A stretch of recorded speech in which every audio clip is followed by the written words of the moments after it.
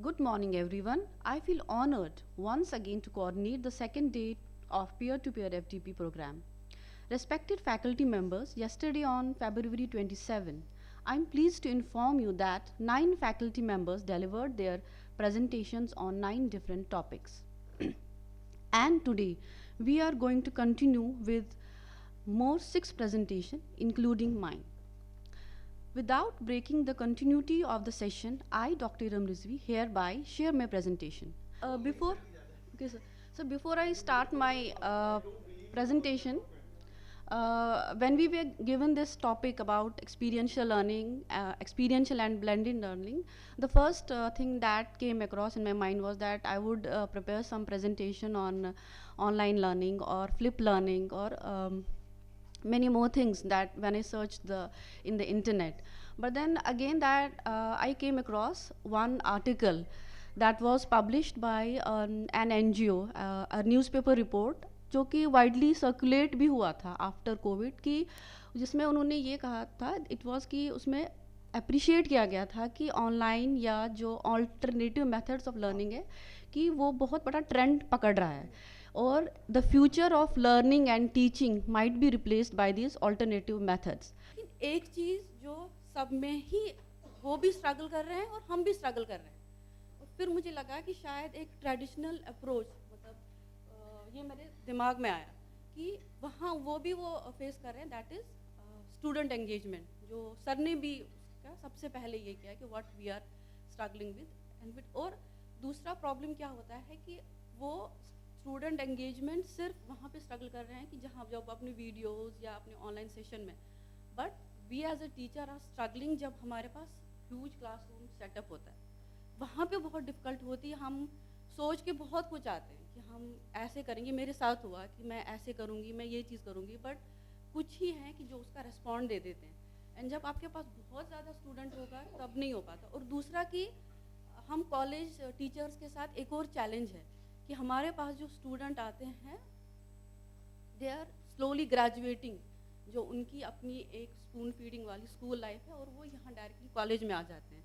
तो undergrad students and then having a large classroom setup and then having the other things, वो already preloaded होते हैं बहुत सारी नॉलेज के हमसे. और हमारे पास ये भी है कि हमें स्टूडेंट से 2 कदम आगे बढ़ना है in learning and all these things. तो मुझे वहाँ पे लगा कि ये चीज़ मैं अप्लाई कर सकती हूँ. हाउ कैन बी अप्लाई कुछ स्ट्रैटेजीज जो मुझे लगी. तो मेरा अप्रोच यही था कि स्टूडेंट्स के पास ऑलरेडी इंफॉर्मेशन है, उनके पास ऑलरेडी डिजिटल टूल्स है, सम ऑफ देम, बट एक और जो इशू है कि उनके पास रिसोर्सेज नहीं है. सबके पास वो रिसोर्स नहीं है, सबके पास फ़ोन में वो कनेक्शन नहीं है, या वो कह रहे हैं हमारे पास ये फीचर नहीं है.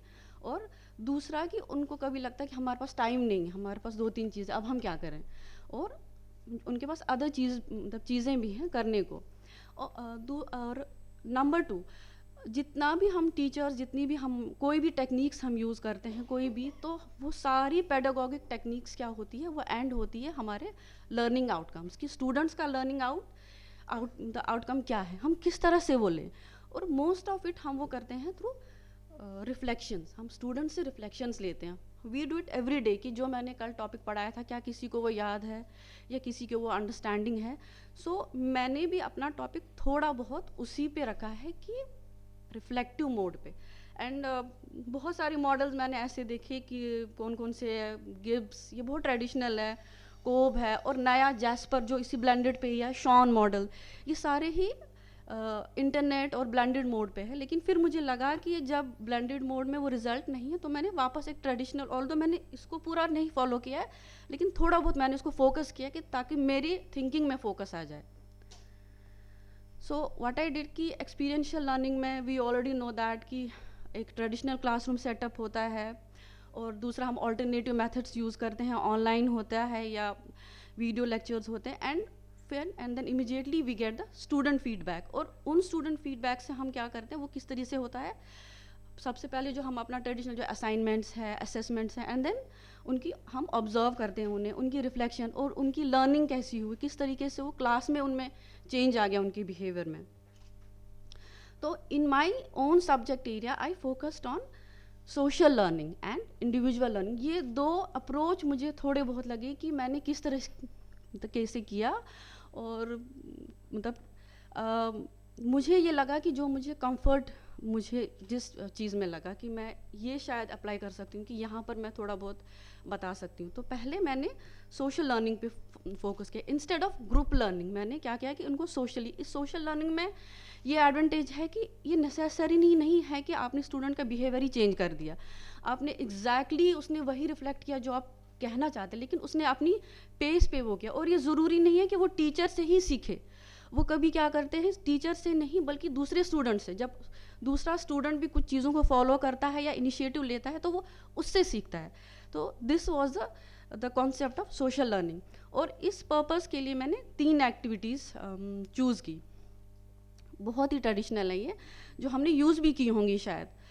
पहली ice breaking activity, peer to peer learning and open discussion instead of group discussions. And ये मैं बताऊंगी मैंने ग्रुप डिस्कशंस क्यों नहीं लिया हर बार। सो आइस ब्रेकिंग एक्टिविटी हमने हमेशा से की है। एंड मैंने आइस ब्रेकिंग एक्टिविटी कैसे की कि जब हम शुरुआत में ही, मैंने 2 बार ये आइस ब्रेकिंग एक्टिविटी की। एक तो बिल्कुल शुरुआत के सेशन में जब ऑलरेडी यहाँ पे एक ग्रुप बना चुके थे मैम और सर, जिसमें सारे स्टूडेंट्स एडेड थे। एंड जब उनको मैं ये कहती थी कि ये ऐसे करना, तो वो नेक्स्ट डे कहती मैम हमें पता नहीं, तो मैं कहती थी उस ग्रुप में है, तो मैम पता नहीं उस ग्रुप में है। So what I told them कि मैंने क्लास में उनको बोला अभी 9:30 बज गया है या 10 बज गया है, तो शाम के 8 बजे तक हम ये एक्टिविटी करेंगे। इंस्टेड मैं सिर्फ इस एक्टिविटी के लिए एक रिप्रेजेंटेटिव को चूज़ करती हूँ with in your class, and that class representative will ensure कि रैंडमली आप अपने को ग्रुप्स में डिवाइड करो सिर्फ इस एक्टिविटी के लिए। और हर एक ग्रुप का अपना एक ग्रुप रिप्रेजेंटेटिव रहेगा। वो ग्रुप रिप्रेजेंटेटिव उनके लिए नहीं बोलेगा, बट उस ग्रुप रिप्रेजेंटेटिव के अंडर क्या होगा कि वो अपने अंडर 4, 5 या 6 बच्चे एटलीस्ट अपने ग्रुप में रखे, and he communicates the message या इन्फॉर्मेशन। वो मैसेज क्या था कि मैंने उनसे ये कहा था कि आप सब लोग अपना एक इनफॉर्मल व्हाट्सएप ग्रुप बनाओ। एंड दूसरा कि ये एक्टिविटी ऐसी थी कि आप अपना एक लार्ज ग्रुप बनाओ, उसमें विद इन द ग्रुप्स हों, और अपने एक दूसरे को आप सोशल मीडिया प्लेटफॉर्म्स पे फॉलो करो। तो जो फिर शाम के 8 बजे जिन ने ये एक्टिविटी पूरा कंप्लीट किया, they will send me a thumbs up, that's it. इसके अलावा कुछ भी नहीं। सो आई विल फील कि हाँ कि आप तक ये पहुंच चुका है। और फिर सिर्फ ग्रुप रिप्रेजेंटेटिव से मैंने कहा कि सिर्फ आप ये डालोगे कि हाँ मैं इस ग्रुप रिप्रेजेंटेटिव हूँ और मेरे ग्रुप में ये बच्चे हैं, ये स्टूडेंट्स हैं, और उनको मैंने ये कहा, और वो ग्रुप अपने अपने थम्स अप भेजेंगे। So this was the ice breaking activity. और इंस्टेड फिर मैंने उनसे दूसरा मैसेज ये बोला कि आप एक इंट्रोडक्शन लेकर आएंगे। उस इंट्रोडक्शन में ये नहीं, उन्होंने जब स्टार्ट किया तो सिर्फ बोला था कि अपना एक मेरे इतना एज है, मेरा ये जेंडर है, मैं यहाँ से पढ़, नहीं, आपको ये कहना है कि आप यहाँ पे क्यों हैं, आप किस तरह, लेकिन आप यहाँ पे इसलिए नहीं है, आप इसको अलग अलग तरीके से बोलो। कोई सिंग करके बोलेगा कि उसमें अपने वर्ड्स में, कोई पिक्चर ड्रॉ करेगा, ये मुझे प्रेरित किया। या कोई फन एक्टिविटी, कोई हॉबी को लेकर चूज़ करेगा, या कोई एक इंसिडेंट जिसने उसको ये प्रेरणा दी कि मुझे यहीं पे आना था। जैसे एक स्टूडेंट ने अपना ट्रेजेडी को उठाया कि उनके फादर की डेथ हो गई ड्यूरिंग कोविड, एंड उस टाइम उनके पास इन्फॉर्मेशन नहीं था या मीडिया से वो ले नहीं पा रहे थे, उनको एग्जाइटी हो गया, तो देन शी थॉट कि मैं मीडिया में आऊँगी। या किसी ने फ़न एक्टिविटी किया कि मैं दिखने में उतना अच्छा नहीं हूँ, मुझे ऐसे नहीं, तो मुझे ये लगा कि मैं ये यहाँ पर आऊँगा, मैं यहाँ पे लिखूँगा। या किसी ने कहा कि मेरा को मेडिकल में जाना था, आई वॉज अ 90% स्टूडेंट, लेकिन मैं वहाँ नहीं हो पाया, तो मैंने कहा मैं यहाँ पर, कि यहाँ पे मेरा नाम हो जाएगा। So this was the ice breaking activity जो मैंने इनिशियली की। और दोबारा उसको मैंने किस तरीके से किया, क्योंकि क्लासेस बहुत हो चुकी थी जब हमारी दोबारा ऑनलाइन क्लासेस हुई थी, तो बहुत सारे स्टूडेंट जो थे वो ऑनलाइन, जब हमारा फिजिकल मोड में था, वो बात नहीं करते थे या प्रेजेंटेशन नहीं देते थे, बहुत एडमेंट थे।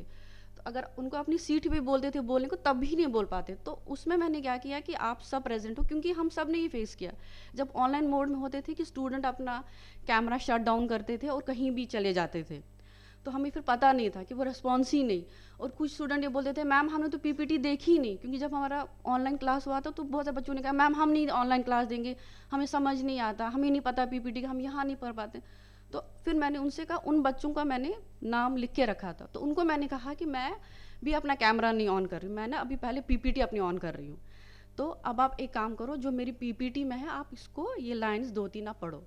तो एक ने जब पढ़ा, फिर दूसरे से मैंने कहा आप भी पढ़िए, तो उन्होंने पढ़ा। फिर मैंने उनसे कहा कि आपने इससे क्या इंटरप्रेट किया, वो आप मुझे, अगर आप बोल नहीं सकते आप नीचे चैट बॉक्स में लिखिए। और अगर कोई बच्चा, अब सबको नहीं मिल रहा मौका या कोई बोलना ही नहीं चाहता, तो मैंने कहा सिर्फ आप थम्स अप भेजिए कि हाँ जो इस बच्चे ने इंटरप्रिटेशन दिया वो मैं समझ रहा हूँ। तो that thumbs up they did. So this was it. इससे क्या उनकी communication, and then peer to peer learning जो हम अभी भी कर रहे हैं। तो इसमें मैंने उनको एनकरेज किया कि मैंने कुछ टॉपिक्स स्टार्ट के पढ़ाए और एक जगह मैंने ब्रेक किया पढ़ाना।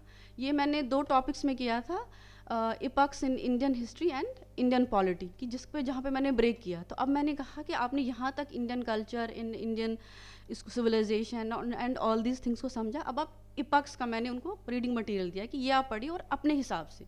ये सिर्फ एक पॉइंटर है। जैसे किसी बच्चे ने, और उनमें अगेन वो ग्रुप हुआ कि एक ग्रुप एक टॉपिक को लेगा और उसमें सब ग्रुप्स में अपने आप को आप डिवाइड करो। जैसे एक ग्रुप ने हरप्पन कल्चर पे बनाया था, तो उस हरप्पन कल्चर में एक ने लिखा था कि उनका सोशल सेटअप कैसा है, दूसरे ने ये लिखा था किस ऑथर ने या किस राइटर ने इसके बारे में लिखा, तीसरे ने ये लिखा था कि उनकी सोसाइटी कैसी थी, या किसी और ने कहा था कि हम एक उनकी कैसे यूटेंसिल्स थे, किस तरीके का स्ट्रक्चर था, और किसी और ने ये किया कि अब वो कहाँ पर है। ऐसे इंडियन पॉलिटी में, तो इसमें मैंने ये देखा कि जो सेक्शन ए था उन्होंने बहुत अच्छा ये किया और एंड दे अंडरस्टूड इट। तो and then in Indian polity section C ने, कि उन्होंने, एक ने, जब मैंने उनको ये कहा कि इलेक्शंस पे तो किसी ने डेमोक्रेसी पे बनाया, तो किसी ने प्रेसिडेंशियल इलेक्शंस पे बनाया, एक इलेक्शन को ही दिमाग में रखो। और किसी ने क्या किया, इलेक्शन रिफॉर्म्स, तो फिर किसी ने क्या किया, रीसेंट इलेक्शन रिफॉर्म्स और प्रीवियस, और किसी ने एडवांटेजेस ऑफ इलेक्शन रिफॉर्म्स। तो इस तरीके से ये 2 एक्टिविटीज़ हुई।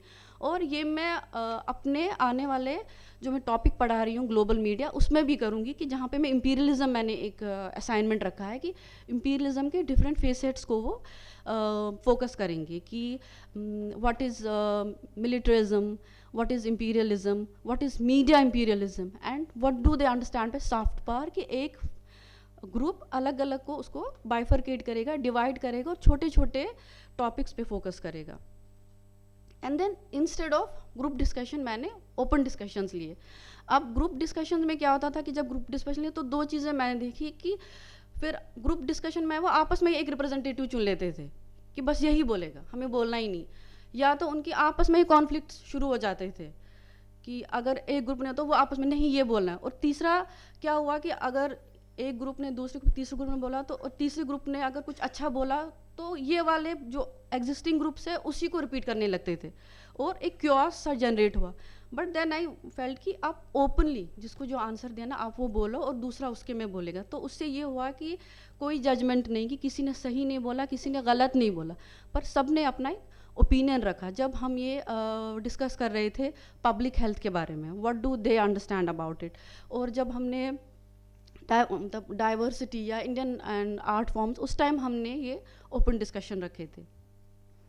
And then at individual level पे 3 मैंने सब ग्रुप्स में डिवाइड किया, make it personal, classify it and synthesis.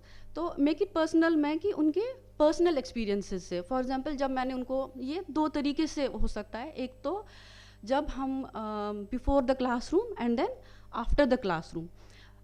तो सबसे पहले मैंने ये आफ्टर क्लासरूम वाला ही लिया, और इनिशियली था जब उनको मैंने कल्चर के बारे में उनको मुझे पूछना था, क्योंकि उस टाइम वो नए आए थे। तो आफ्टर जब मैंने अपना वो टॉपिक फिनिश किया, तो उनको मैंने कहा कि उनको वो ऑलरेडी पढ़ चुके थे cultural norms and behaviour and symbols whatever, and then sell कि आप अपने कल्चर के बारे में बताइए, उसके बारे में आपने सिम्बल्स की कि आप कैसे उसके साथ आप एसोशिएट करते हो। अगर आपके घर में एक ओम है या आप कहीं पे चांद देखते हो, तो उससे आप क्या एसोशिएट करते हो, कि आपको कौन याद आता है उससे। तो अपने पर्सनल एक्सपीरियंस से। और दूसरा फिर जब मैंने असाइनमेंट दिया, तो मैंने कहा आप अपना कल्चर को पूरा लिस्ट आउट कीजिए, जितने कल्चरल एलिमेंट्स हैं। और जब आपका कोई सोशल मीडिया का फ्रेंड है या आपके बहुत दूर का फ्रेंड है या एक्वेंटेंस है, उसके कल्चर को आप डिफाइन कीजिए वो elements, and then you can differentiate. और फिर बिफोर क्लासरूम में मैंने ये कब किया था, जब मैं उनको मार्जिनलाइजेशन पढ़ा रही थी, कि फिर मैंने उनको बताया कि जब आप कॉलेज आते हैं तो सबसे पहले आपको क्या नज़र आता है जब आप गेट खोलते हैं। तो आपका सबसे पहले स्ट्राइक क्या होता है, क्योंकि वो एक डिबेट था कि reservation and all these things को लेकर। तो फिर उनको वहाँ पे, या आपका अपना कोई इंसिडेंट याद कीजिए जब आपको ये लगा था कि आप सेक्लूड हो गए, आप किस वजह से, या आपके फ्रेंड के साथ लड़ाई होगी तो उस ग्रुप ने आपके साथ कैसे बिहेव किया, या आपके साथ ऐसा हुआ कि आपने कोई ऐसा कपड़ा पहना जिसकी वजह से आपको ये बोला गया, या कोई मजाक को लेकर, या किसी भी चीज़ को आपको ये लगा कि नहीं यहाँ तो मैं कम पड़ गई। तो यहाँ पर मैंने ये बिफोर क्लासरूम उनको ये समझाने की कोशिश की, and then we did the social exclusion and the concept of marginalisation. तो इसका लर्निंग आउटकम ये है कि स्टूडेंट्स अपने पर्सनल रिफ्लेक्शंस को कनेक्ट करता है वो कंसेप्ट, और उससे टीचर को भी समझ में आता है कि इनका प्रीवियस और एग्जिस्टिंग नॉलेज क्या है। And then classified. तो क्लासीफाइड में ये हम ट्रेडिशनली भी करते हैं कि स्टूडेंट्स को हम रैंडम आइडियाज़ प्रोवाइड करते हैं, या कॉन्सेप्ट्स देते हैं, या उनको कुछ एक्सपीरियंसेस के बारे में बताते हैं, या उनके होम एनवायरनमेंट या वर्किंग एनवायरनमेंट के बारे में कुछ पॉइंटर्स देते हैं, एंड देन हम उनको क्लासीफाई करते हैं कि आप कहाँ पे ये जोड़ोगे, और फिर then the logic. For example ये मैंने जेंडर वाली एक्टिविटी में मैंने उनसे यही कहा था कि फॉर एग्जांपल मैं आपको कुछ रैंडमली चीज़ें बोल रही हूँ, high heels, lipstick, cooking, and then I say कि सेल, और मैं आपसे ये कहूँगी कि स्पोर्ट्स। तो इन सब चीज़ों, अब आप इसको कैटेगराइज कीजिए कि कौन, आप इन चीज़ों को किसके साथ एसोशिएट कर रहे हो। इवन द कलर पिंक, तो क्योंकि स्टार्टिंग में वही कहते थे कि जेंडर इनइक्वालिटी नहीं है, आजकल नहीं हो रही है। देन ए सेड कि अच्छा फॉर एग्जांपल आपके घर में किचन में आपकी मदर वर्क कर रही है या कोई भी वर्क कर रहा है, तो वो किसको एक्सपेक्ट करेंगी कि वो मेरे आके किचन में आके मुझे हेल्प करे। तो अगर दोनों ही आप भाई बहन ही हो, दोनों आप फ्री बैठे हो, तो किसकी तरफ पहले जाएगा। देन दे सेड कि हाँ एक गर्ल को बोलेंगे। या मैंने अगर कहा कि बहुत शाम हो रही है, तो अब उनको, आपको इमरजेंसी में कोई मेडिसिन है, कुछ लेना है, तो वो किसके साथ एक्सपेक्टेशन आएगा कि इससे पहले वो उठेगा। या मैंने किसी से पूछा कि आपने कॉकरोच को देखा या आपने छिपकली को देखा, तो आप क्या करोगे। तो कुछ लड़कियों ने बोला मैं तो शाउट करूँगी, मुझे घिन आएगी। तो फिर मैंने उस लड़के को बोला कि आप क्या करोगे। बोले कि हमारे घर में तो हमें झाड़ू देते हैं या कुछ और देंगे, that we have to kill. Although कि इन दोनों का है कि वाई दे आर एक्सपेक्टेड कि वो वहाँ पे बोल्ड होंगे, एंड उनसे ये एक्सपेक्टेशन कि वो डरेंगे इस चीज़ से। तो यहाँ पर मैंने जेंडर को segregation and the concept of gender, यानी कि अगर हम एक नॉर्मल एक आइडियल सिचुएशन में है तो हमें किस तरह से ड्रेसअप होना है, हम कैसे डिविएंट्स, या जब मैंने कॉन्सेप्ट ऑफ डिविएंट्स उनको बताया है कि डिविएंट्स कैसे होती है, जब कोई क्रॉस करता है उस चीज़ को, वो उस क्लासिफिकेशन को ब्रेक करता है। तो उससे उनको ये समझ में आ गया कि हमारी सोसाइटी में जो सटल मैसेज है, everything we do, the actions we do, the concepts we apply, उसमें कैसे एक छोटे छोटे मैसेज छुपे हुए हैं। एंड देन सिंथेसिस तो हम हमेशा से करते हैं, इन पर्टिकुलरली इन रिसर्च, या जब हम कुछ लिखते हैं, कोई भी काम हम करते हैं, कि हम पहले हमने एक लाइन लिखी और उसका फिर हमने काउंटर आर्गुमेंट नीचे दिया, या हम रिपोर्टिंग में हमने क्या कि एक का हमने स्टेटमेंट लिया तो नीचे हमने दूसरे का भी लिया कि इसको बैलेंस करने के लिए। तो यहाँ पर मैंने क्या किया, यूज़ एंड अनसर्टेनिटी। ये सिंथेसिस हम कहाँ कहाँ यूज़ कर सकते हैं कि जहाँ पर डिबेटेबल टॉपिक्स हो, या कहीं पे लगता है कि टीचर को अब मुझे उसको यहीं पे छोड़ना है कि इससे क्योस या कुछ इमोशंस स्टूडेंट्स में क्रिएट हो रहे हैं, नेगेटिविटी, जैसे कि क्योंकि मीडिया में हमेशा ही हमारे पास ये डिबेटेबल टॉपिक्स आएंगे ही आएंगे, रिलीजियस आइडियोलॉजीज़ को लेकर, पॉलिटिकल आइडियोलॉजीज़ को लेकर, इसी पे ही हम अपनी स्टोरीज़ बनाते हैं।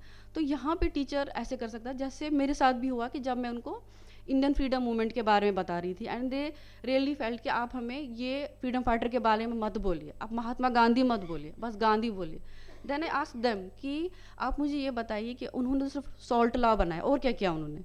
देन आई सेड कि ठीक है आपने यहाँ तक किया, अब मुझे आप बताइए कि besides Mahatma Gandhi who was the other freedom fighter, जिसको आपको लगता है कि उसने वैसा ही काम किया, उसने वैसे ही मास फॉलोइंग लाई, और जिसको हमने इग्नोर कर दिया इन हिस्ट्री। आपकी ओपिनियन में, इट कैन बी एनीबडी, और इसमें कोई भी पास फेल कुछ भी नहीं है, बस आप इसको लिखिए और इसको रिसर्च करके आप समझिए इन चीज़ों को। तो यहाँ पर ये जैसे कि या कोई भी ओपन एंडेड प्रॉब्लम हो या जिसको हम अवॉइड करना चाहते हैं क्लास में, तो वहाँ हम क्या देते हैं, स्टूडेंट को ही बोलते हैं तुम उसके बारे में एक्सप्लोर करो। तो इसका एडवांटेज यही है कि स्टूडेंट्स से इसको है कि वो ऑलरेडी उनको ये समझ में हम वो रिकॉग्नाइज करते हैं कि उनको क्या जानना है, उनको चीज़ों के बारे में क्या नहीं पता है कि और उनको और क्या करना चाहिए। तो इससे उनमें क्रिटिकल थिंकिंग भी डेवलप होती है कि हर चीज़ का वो एक दूसरा पहलू, या जैसे मैंने साइंटिफिक टेम्पर के बारे में पढ़ा रही थी कि उसमें यही था कि superstitions and all these things, ये कौन सा सुपरस्टिशन है कौन सा नहीं है, किसके बारे में कौन सा लॉजिक है, तो हर चीज़ के साथ एक लॉजिकल रीजनिंग उनमें डेवलप हो सकती है। एंड देन तो फिर मैंने इन कंक्लूजन की ये दोनों दैट साइक्लिक प्रोसेस की जब मैंने डिज़ाइन किया अपना लेक्चर, जो हम पढ़ते हैं फिर उसको जब स्टूडेंट्स के सामने लाते हैं, they revive it and then after we conclude हम फिर से उसके बारे में कुछ और, and then we plan it for the next lecture, and these learning can be transferred to the other subjects also. तो इसके outcomes क्या हुए और इसके limitations क्या हुए?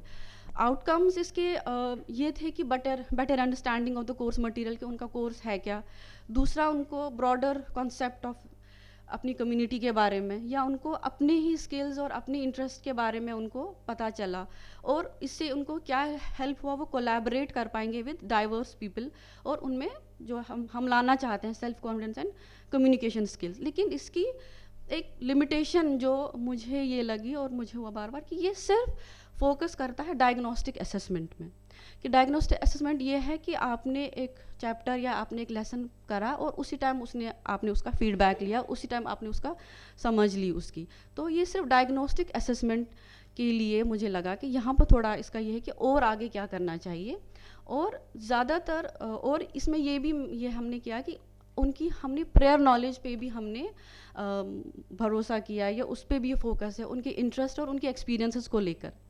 तो ये मुझे लगा कि ये ड्रॉबैक मुझे लगा। और जब असाइनमेंट्स आए, स्टार्टिंग के असाइनमेंट्स बहुत अच्छे आए, कुछ स्टूडेंट ने बहुत अच्छे से समझा और उन्हें एग्जैक्ट रेस्पॉन्सेज दिए, लेकिन फिर रिपीटिशंस भी होने लगे कि जब उन्हें एक दूसरे का देखा तो उन्होंने रिपीट करना शुरू कर दिया।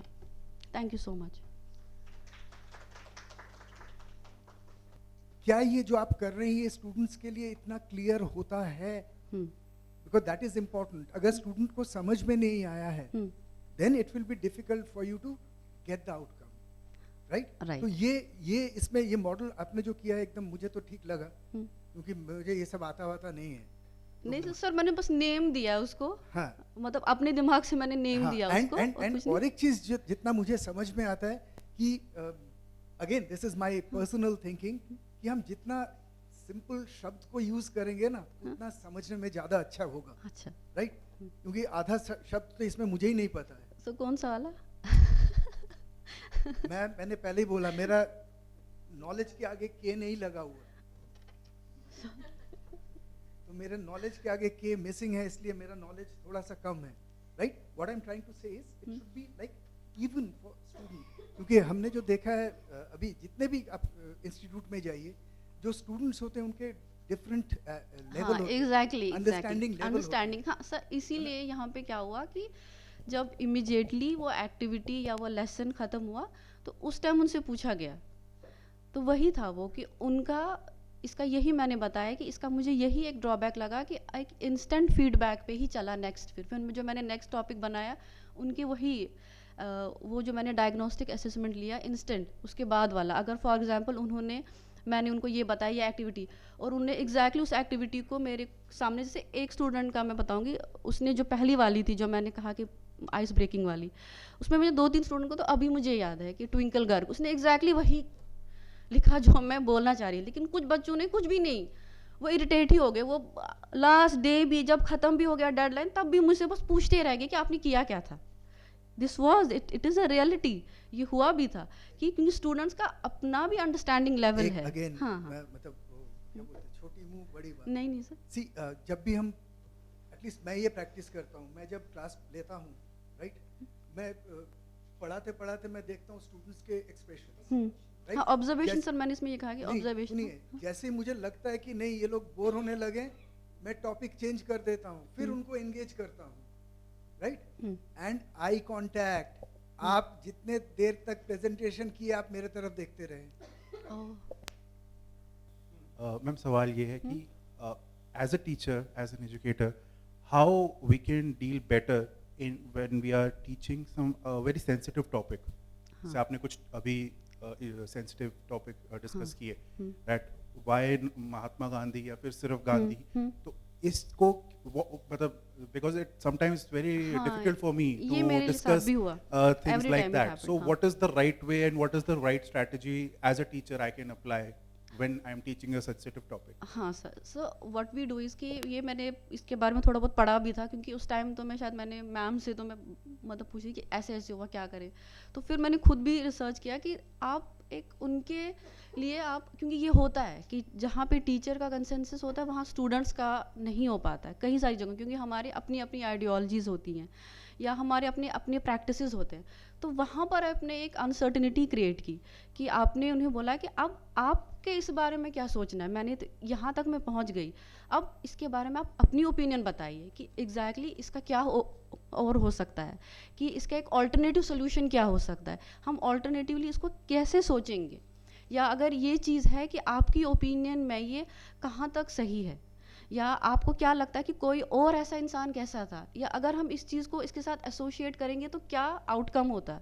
तो वहाँ पर आपने एक स्टूडेंट का पार्टिसिपेशन रखा और उनके कोर्ट में बॉल डाल दी कि now the ball is in your court, so how will you see it.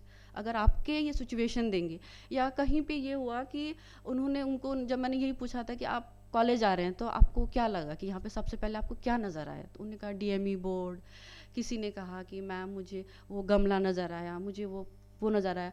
तो एक स्टूडेंट ने, मेरे दिमाग में था स्टेयर्स, मैं जब आती तो मुझे स्टेयर्स नज़र, तो 5 मतलब जितने भी स्टूडेंट थे किसी ने स्टेयर्स बोला ही नहीं। हाँ, तो मैंने बोला कि जब मैं आती हूँ तो मुझे स्टेयर्स इतनी ऊंची दिखती हैं, तो हमारा डाइवर्स हो गया। तो फिर मैंने कहा कि अब फॉर एग्जांपल मैं ये सोचती हूँ कि अगर मेरी टांग नहीं होती तो मैं इस स्टेयर से कैसे चढ़ती, मतलब मेरे को स्टेयर जब मैं देखती हूँ तो मुझे यही दिमाग में आता है। तो फिर और ये रिजर्वेशन में भी हुआ था, जब हम रिजर्वेशन की टॉपिक भी कर रहे थे उस टाइम भी यही हुआ था। तो उस टाइम भी मैंने ये स्टेयर्स का कहा था, मेरे दिमाग में स्टेयर्स थे। तो फिर मैंने कहा कि अब हम क्या करें, अब मैं कैसे डिपार्टमेंट के अंदर जाऊंगी। तो फिर एक स्टूडेंट ने कहा मैम आप पीछे से आइए ना। तो मैंने कहा हाँ, यही वो रास्ता है कि जहाँ से एक डिसेबल्ड पर्सन जा सकता, थोड़ा सा वहाँ पर ऐसे है। तो रिजर्वेशन यही है कि हमारे सामने एक बहुत बड़ा ऑब्स्टैकल है जिसको हम क्रॉस नहीं कर पा रहे हैं, या मेरे पास आँख नहीं है, या मेरे पास आइज़ नहीं है, और किसी ने मुझे कहा कि ये क्रीम की बॉटल कितनी अच्छी है, कितना सुंदर दिखता है, या मैंने लाई भी थी एक वो ओले का, या सॉरी लोटस का। तो मैंने कहा ये मुझे, जब मैं गई मार्केट वहाँ बहुत सारा था पर इसका रेड कलर था, ये था। फिर मैंने यही सोचा कि हमारी लाइफ में जितनी भी चीज़ें हैं, जो भी सामने, वो सारा आइडियल सिचुएशन के लिए है। अगर कोई कपड़ा भी है वो एक आइडियल इंसान के लिए है, और अगर हमारे सामने जो भी चीज़ है वो एक आइडियल सिचुएशन के लिए है। तो यहाँ पर हम किस तरीके से, अब यही है, यहाँ पर मैंने फिर उनको बोला रिजर्वेशन, क्योंकि ये बहुत डिबेटेबल है। वहाँ कईयों ने कहा कि हमें तो ऐसे, किसी को नहीं। तो मैंने कहा रिजर्वेशन यही है, हमने किस तरह से उनको इंक्लूड किया मेन स्ट्रीम में, कि एक डिसेबल्ड बच्चा भी किस तरह से अंदर क्लासरूम में जाएगा। तो आपको, या मुझे 5th फ्लोर पे जाना है तो सीढ़ी से चढ़ के, लेकिन कोई है कि वो नहीं चढ़ सकता है, तो उसके लिए ये लिफ्ट है, तो दैट इज़ अ रिजर्वेशन। तो यहाँ पे मैंने कि जबकि मेरे दिमाग में कुछ और, उन्होंने बहुत सारे में conflict was every time there, no doubt. Ma'am आपके एग्जांपल्स बड़े अच्छे हैं, आपने जो जो चीज़ें बताई, जो आपने बहुत सारी चीज़ें एक्सप्लेन करने के लिए, सेंसिटिव चीज़ें एक्सप्लेन करने के लिए जो आपने एग्जांपल्स दिए, they are very good. I am sure कि स्टूडेंट्स की आंखें खुली होंगी। बट ये जो प्रेजेंटेशन था, इसमें ना आपका एक्सपीरियंस और उससे हमारी क्या लर्निंग है ना, वो बहुत ओवरलैप कर रही थी। I could not distinguish between कि कहाँ पे आप अपने एक्सपीरियंस की बात कर रहे हैं, कहाँ लर्निंग की बात कर रही हैं। जैसे आपने अपने जनरल एक्सपीरियंसेस बताए, तो डिडक्टिव रीजनिंग में हम जब जनरल से स्पेसिफिक की तरफ जाते हैं तो हम कुछ लेके जाते हैं, तो वो चीज़ इसमें मिसिंग थी, only on the part of presentation. जैसे मैं सिर्फ आपका एक्सपीरियंस लेके गया, लेकिन आई डू नॉट नो कि मैं इसको अप्लाई कैसे करूँ अपने पे। सो दैट्स जस्ट सजेशन कि थोड़ा सा प्रेजेंटेशन। तो मैं अब आपका मैं वेट करूंगा, जो आपका पूरा 2000 वर्ड का अगर आप राइट अप देंगी तो उसमें आप उसको कैसे टैकल करेंगी। क्लियर डिस्टिंक्शंस होनी चाहिए कि ये एक्सपीरियंस था, this is how I handled, this is the outcome, how you can apply. हम लिखने में भी जब उस चीज़ को इस्तेमाल करते हैं तो हम बोलने में क्यों ना करें प्रेजेंटेशन।